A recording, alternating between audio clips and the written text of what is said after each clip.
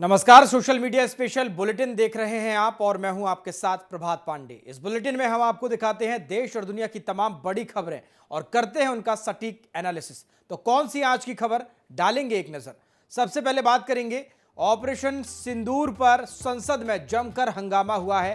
हंगामे के साथ मानसून सत्र की शुरुआत हुई है। इसके बाद आगे बढ़ेंगे तो बात करेंगे सुप्रीम कोर्ट की ईडी को फटकार। इसके बाद बात करेंगे ढाका एयरफोर्स विमान स्कूल पर गिरा है। इसके बाद बात करेंगे मुंबई में एयर इंडिया का विमान रनवे से फिसला है। आगे बढ़ेंगे तो बात करेंगे 2006 मुंबई ट्रेन ब्लास्ट केस में सभी आरोपियों को अब बरी कर दिया गया है। इसके बाद बात करेंगे कनाडा में फिर खुला कपिल शर्मा का कैफे और सीक्रेटली रिकॉर्डिंग होने पर भड़के हैं अक्षय कुमार, इस पर भी बात करेंगे। और आगे बात करेंगे सावन का दूसरा सोमवार है और महाकाल मंदिर में जन सैलाब इस दौरान उमड़ गया। इसके बाद बात करेंगे विकासनगर के जजरेट डेंजर पॉइंट पर फिर गिरा पहाड़ी मलबा और अंत में बात करेंगे फिल्म सैयारा का चला जादू।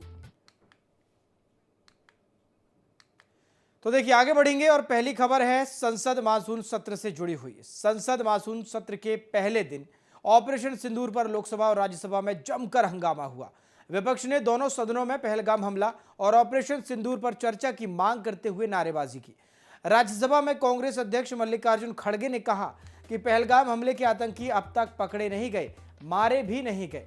लेफ्टिनेंट गवर्नर ने कहा है कि जम्मू कश्मीर में इंटेलिजेंस फेलियर हुआ। ट्रंप 24 बार कह चुके कि हमने युद्ध रुकवाया, सरकार को इन सभी पर जवाब देना चाहिए।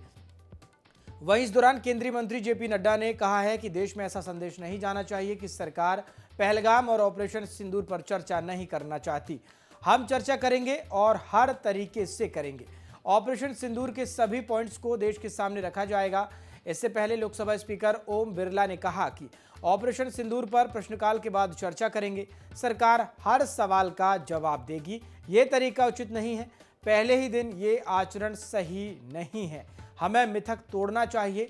मानसून सत्र से पहले इंडी गठबंधन ने बैठक की थी। इसमें ऑपरेशन सिंदूर, भारत पाकिस्तान संघर्ष विराम, डोनाल्ड ट्रंप के सीजफायर पर दावे और बिहार वोटर लिस्ट जैसे मुद्दों पर सदन में सरकार को घेरने की रणनीति बनाई गई। विपक्ष इन सभी मुद्दों पर पीएम से जवाब चाहता है। इसके अलावा आपको बता दें संसद का मानसून सत्र 21 जुलाई से 21 अगस्त तक 32 दिनों तक चलेगा। कुल 32 दिन में 18 बैठकें, 15 से ज्यादा बिल पेश होंगे। स्वतंत्रता दिवस समारोह के कारण 13-14 अगस्त को संसद की कार्रवाई नहीं होगी। केंद्र सरकार मानसून सत्र में 8 नए बिल पेश करेगी, जबकि 7 लंबित बिलों पर चर्चा होगी।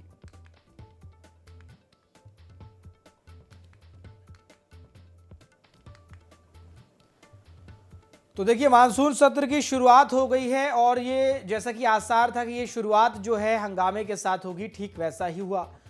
मानसून सत्र शुरू हुआ और दोनों ही सदनों में, राज्यसभा हो या लोकसभा, हंगामा शुरू हो गया।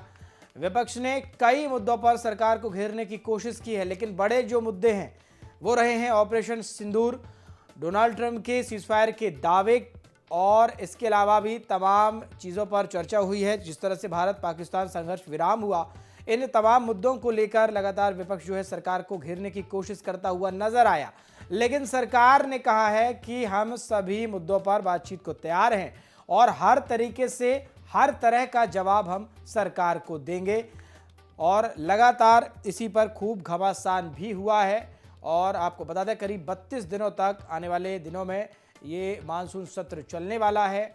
इसमें कई बैठकें भी होंगी, कई बिल भी पेश किए जाएंगे।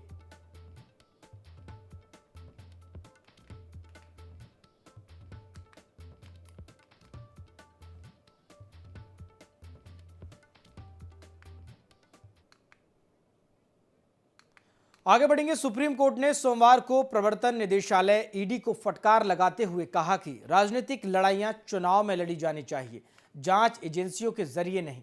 ईडी का इस तरह का इस्तेमाल क्यों हो रहा है, ये टिप्पणी सीजीआई बीआर गवई और जस्टिस के विनोद चंद्रन की बेंच ने सोमवार को मैसूर अर्बन डेवलपमेंट बोर्ड यानी कि एमयूडीए केस में ईडी की अपील की सुनवाई के दौरान की।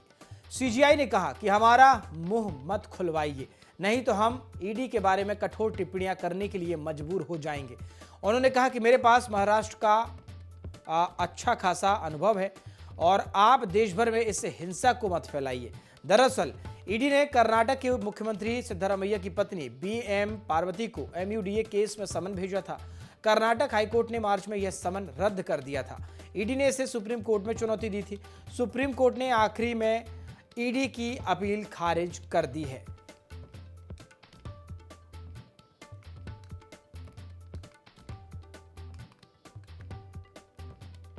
बड़ी जानकारी आपको दे रहे हैं। सुप्रीम कोर्ट ने सोमवार को प्रवर्तन निदेशालय यानी कि आज ईडी को जमकर फटकार लगाई है और उन्होंने साफ कहा है कि राजनीतिक लड़ाइयां चुनाव में लड़ी जानी चाहिए, जांच एजेंसियों के जरिए नहीं।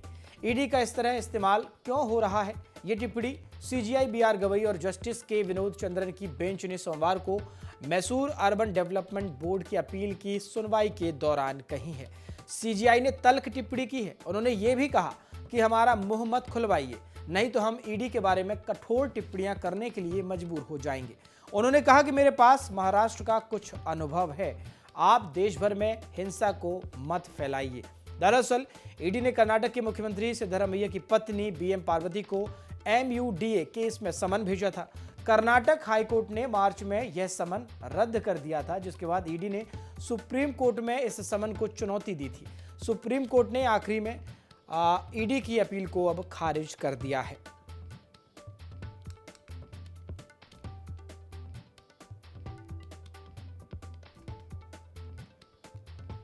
तो देखिए, विपक्ष लगातार केंद्रीय एजेंसियों के दुरुपयोग की बात करता आया है और अब ये कहीं ना कहीं ईडी के लिए और केंद्रीय एजेंसियों के लिए एक मुश्किल वक्त है, क्योंकि सुप्रीम कोर्ट ने कड़े तेवर दिखाते हुए सख्त टिप्पणी के साथ ईडी को फटकार लगाई है।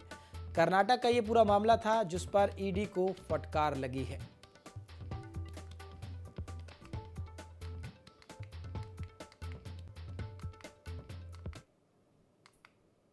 चलिए आगे बढ़ेंगे और अब बात करेंगे एक और बड़ी खबर की।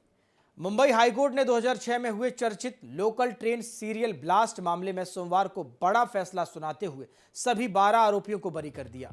अदालत ने स्पष्ट रूप से कहा कि प्रोसिक्यूशन यानी सरकारी वकील इस मामले में आरोपियों के खिलाफ पुख्ता सबूत पेश करने में असफल रहे और इस कारण उन्हें संदेह का लाभ दिया गया।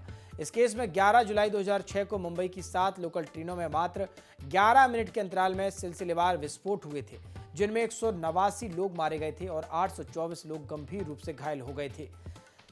आपको बता दें कि यह भारत के इतिहास के सबसे घातक आतंकी हमलों में से एक माना गया था। अब लगभग 19 वर्षों बाद अदालत के इस फैसले ने न सिर्फ जांच एजेंसियों की कार्यप्रणाली पर सवाल उठाए, बल्कि देश की आंतरिक सुरक्षा और न्यायिक प्रक्रिया की भी दिशा पर अब नई बहस छिड़ गई है।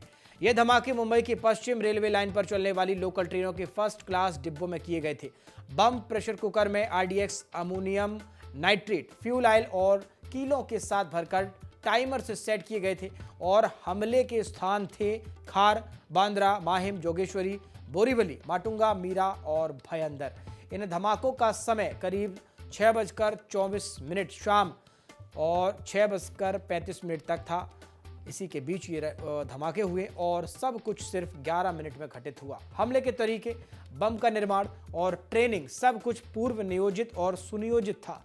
महाराष्ट्र एटीएस द्वारा की गई जांच के अनुसार लश्कर-ए-तौयबा के आतंकी आजम चीमा को इस हमले का मास्टरमाइंड बताया गया। चार्जशीट में कहा गया कि मार्च 2006 में पाकिस्तान के बहावलपुर में एक बैठक हुई, जिसमें सिमी और लश्कर के नेताओं ने मिलकर इस हमले की योजना बनाई। यह भी कहा गया कि मई 2006 में लगभग 50 युवकों को बम बनाने और हथियार चलाने की ट्रेनिंग दी गई थी। इस केस में पुलिस ने 30 लोगों को आरोपी बनाया था, जिनमें से 13 को पाकिस्तानी नागरिक बताया गया। 20 जुलाई से 3 अक्टूबर 2006 के बीच कुल 13 लोगों को गिरफ्तार किया गया। इनमें से एक को निचली अदालत ने बरी कर दिया था। 11 सितंबर 2015 को स्पेशल मकोका कोर्ट ने 5 लोगों को फांसी, 7 को उम्रकैद और 1 को बरी कर दिया था। लेकिन आरोपियों ने कोर्ट में आरोप लगाया कि उनसे जबरदस्ती इकबालिया बयान लिए गए और उनके साथ अमानवीय व्यवहार किया गया।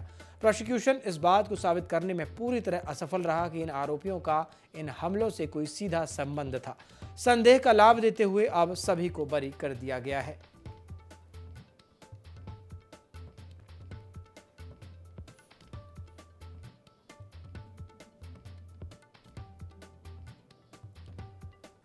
इसी के साथ बुलेटिन में फिलहाल इतना ही। देखते रहिए IND 24। नमस्कार।